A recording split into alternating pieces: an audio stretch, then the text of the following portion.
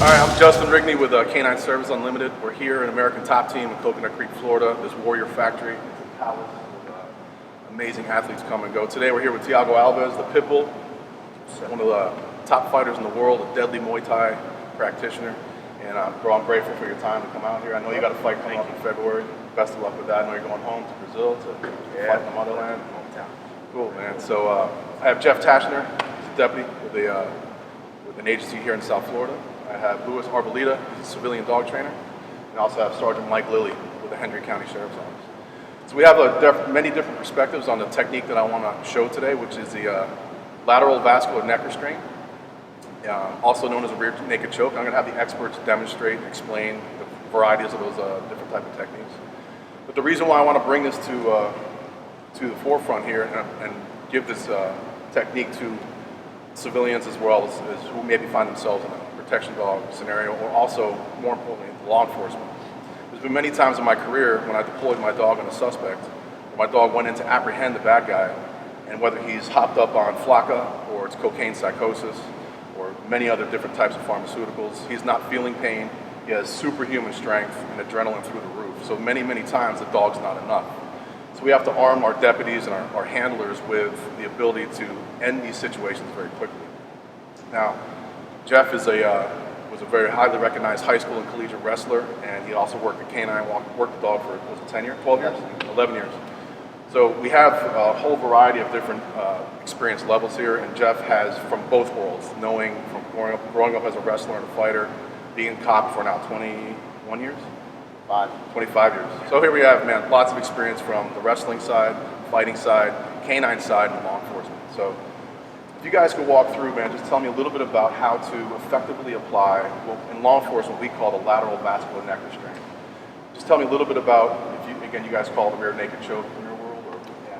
And just try and tell me a little bit about it. In the jiu-jitsu, you call it rear naked choke, or if you from Brazil, you call mata leão, which is how to kill a lion. Oh, wow. You're pretty much just cutting, the oxygen, the blood supply to the head. There's no other way to go as to pass out or tap out if you're trained. The goal is to pretty much put them on. So what's physically happening when you apply the technique? You cut off the oxygen in the blood? Yeah, pretty much. There's no blood going into the brain and no oxygen, so you pretty much pass out. Lights out. Good. Even if you try to put my hand, I can always go to this one. So this is for me the best way. And now if I just sneak my hand right here, maybe you just do this, and then go. That's nice. You're getting away from that. That's 100%. The problem with I see sometimes it's here. If I grab my bicycle, try to go behind, you can grab my hand. Literally, you can grab with the other hand. Yeah, pull down. There you go. You can go for the fingers too. So when you grab my neck, right here, you get it. So the first thing I'm gonna do is different. I'm gonna try to look, towards the hand. Right, that's what you want. So if I'm right here and you squeeze, it's gonna be a fight now right here. So as soon as I do that, all you gotta do is just pull your hand towards you, looking back, and grab your hand, 5 fingers. So that's the 5 fingers. And now you're gonna put your head right next to my neck. Now you're gonna twist this a little bit. Yeah. So that's the variation. No one sometimes people, but if you go behind my head right away, just grab my shoulder, and then this hand just go behind my head. Now just grab your forearm. Try to place your forearm. But the main thing with that, real important, is this. Yeah, you got to put the pressure. This in the temple, your forehead in the temple, really makes it, show them real quick. Yeah. It really puts you in the position. So we'll have the variation, the evolution of, the real naked choke. So when you see, when the Gracies came into play in UFC and everything, whenever he gets the back, he goes with the palm, behind the neck, right? That's a regular rear naked choke. I think you've seen it many times. So what you do is, keep your head down, you're gonna squeeze and put pressure forward, and then eventually he's gonna tap. What was happening is, people, with the palm behind the head, it's easy for you to make a grip with your left hand and pull down. And then sometimes guys pull down, and then you lose a choke. So what you do is to defend, to counter that. As soon as I feel he's pulling my hand down, what I'm going to do, I'm just going to adjust my grip to the 5 fingers. And now I'm going to put forward pressure and and I'm just gonna twist, my right hand towards my right side a little. So you're pushing with your cheek to the back of his head. Yeah, you gotta imagine, you got his neck here, so I'm pulling pressure forward, right? He's locked over here, he's not gonna go anywhere. For me to really, if I just hold it here, yeah, I can choke him out. It's gonna take a little bit longer, but he's still gonna go out. For me to speed it up, that process, I just twist, my forearm inside of his, neck, and then squeeze. Just so you know, this is the longest I've ever heard this dude not talk. And what I'm gonna do is, I'm just gonna squeeze tight, and that's it. So this way, there's no way he's gonna be able to fight that. As soon as you get this hand here, boom, get this one behind, and just hug your biceps if you can. If not, if you just put your fingers here in the forearm, you're gonna be fine. Just squeeze it. You're liking this way too much. This is like the fifth time you've done that already. Half Nelson or sleeper, but it allowed us to detain one arm that made it incapacitated. So maybe you can show me a technique that helps retain the weapon as well. Okay, so imagine that you're right-handed, that was running your right hand. So you'd want to immobilize whatever arm you're on the side of. So, in wrestling, you always want to make sure that you control, the underhooks, right? Because if you have the underhooks on you, he's going to be able to throw you around and do, whatever he wants with you pretty much. Right. So, I would think, I don't have much experience with weapons retention, but I think the principle should be the same. Always controlling the wrist, controlling the elbow, make sure that he doesn't come into you.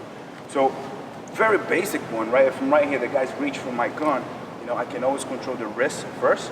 And a simple, Americana, I'll just step around here, try to grab my own, wrist with it. And now I'm gonna make sure that I put his hand towards his butt, all the way behind his back. So I'm gonna go over here.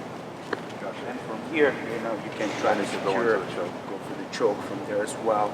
Powerful lock right here. So if I'm right here, if I have his hand, usually he's not gonna do anything with it. Sometimes, he might fight you out and everything, so it's always, good to close distance, and from here, just go for it. And when you're yanking, point towards his back, boom, right away, and then you can always grab, the neck. And so if I grab here, it's not just going to be to go for a choke. It's not just going to be weapon retention, locks. When I come here to grab him, something's probably going to come up to my face. Right. Well, this elbow, these knees. So before I close my distance, I'm right here. So if he comes to grab my gun, first I'm going to try to stop that. And from here, this distance, usually I use elbows and knees. Right. So I'll just frame him over here, or I can just slice him up, as it comes in. Huh? That's not really practice. Yeah, okay. But, that's just a little example of before, this is one way to stop it. But, just like fighting, footwork is everything. So as it comes close, I'm stepping away. If I feel that he's coming a little close, I can always step away, get my distance, and then you can draw your weapon or something like that. But I think the main thing is to control the wrist, the elbows, and all. Let's say that he bites him on the inner arm. Boom, he's there. The guy's actively fighting my dog, trying to hurt. As Mike gave an example earlier, he had a guy gouging his dog's eyes out.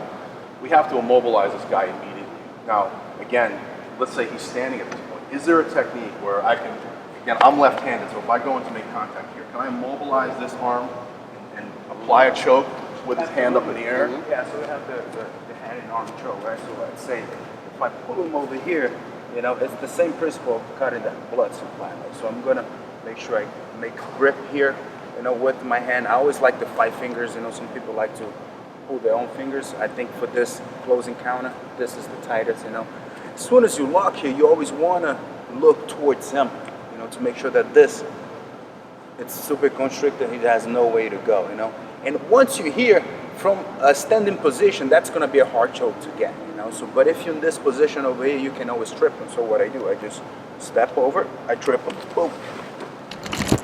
And now, that's the difference right here. So once I get him on this position with the head and arm choke, I got to make sure that my elbow, my forearm, it's completely on the ground. So once your forearm, your elbow, your forearm is completely on the ground, I don't really need this hand to choke.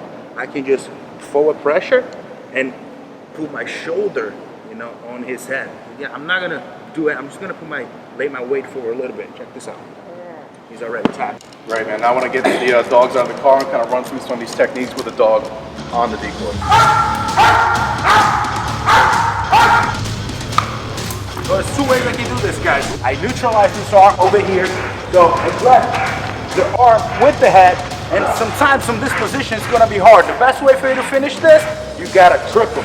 Once you trip him, he's in the ground, I can put my hand inside, grab my other hand, and do the 10-finger one, just twist inside a little, or I can get really deep in there, grab my biceps, put my hand behind his neck, behind his head, and just squeeze it.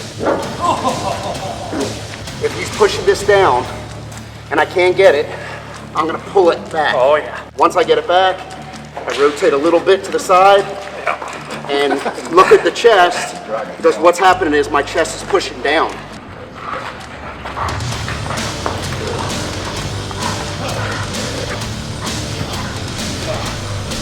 Right in here, rotate it. Good.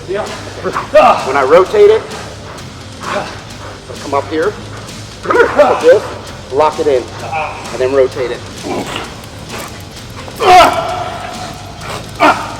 In a situation like that, I want to make sure I grab all the way to the neck, make sure I secure my hand behind, the shoulder over here. And then, again, there's two ways. You can go palm up, but most likely in this situation, he's not going to be able to reach because he got a dog on him. Once you palm up, you grab your biceps inside, and then you just squeeze, and that's lights out.